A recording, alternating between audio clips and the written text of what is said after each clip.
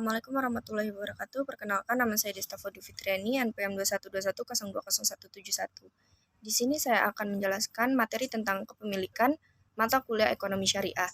Pengertian kepemilikan menurut bahasa, sebagaimana dikatakan oleh Imam Roghib Al-Asfahani, adalah pembelajaran alokasi harta dengan dasar ilegal formal berupa perintah dan larangan yang berlaku di tengah masyarakat.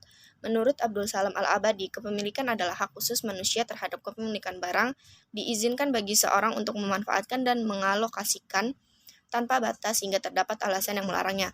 Kepemilikan dalam Islam adalah kepemilikan harta yang didasarkan atas agama. Arti dan tujuan kepemilikan umum. 1. Arti dan tujuan kepemilikan umum. Penulis berpendapat bahwa kepemilikan umum adalah hukum syar'i yang terkandung pada suatu barang atau kegunaan yang menuntut adanya kesempatan seluruh manusia secara umum atau salah seorang di antara mereka untuk memanfaatkan dan menggunakan dengan jalan penguasaan.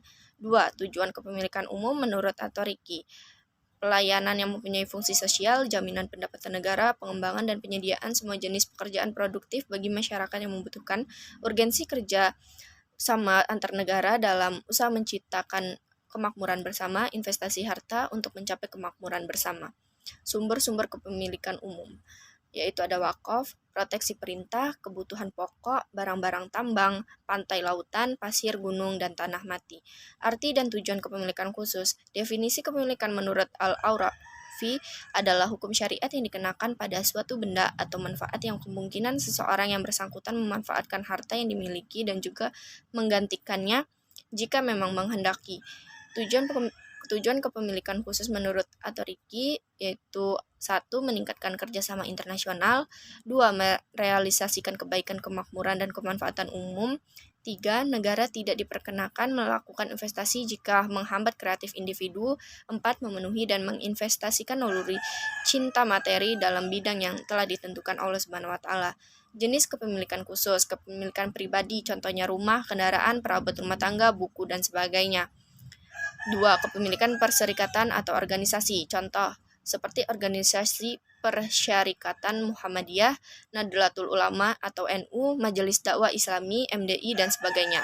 3. Kepemilikan kelompok, merupakan kepemilikan yang tidak boleh dimiliki oleh perorangan atau kelompok kecil, namun pembagiannya harus didasarkan pada persebaran terhadap kebanyakan pihak. Sebab kepemilikan pribadi: 1. Bekerja sama, 2. Penguasaan, 3. Kepemilikan barang yang halal, 4. Harta dari pemberian negara kepada rakyat atau individu, 5. Transaksi.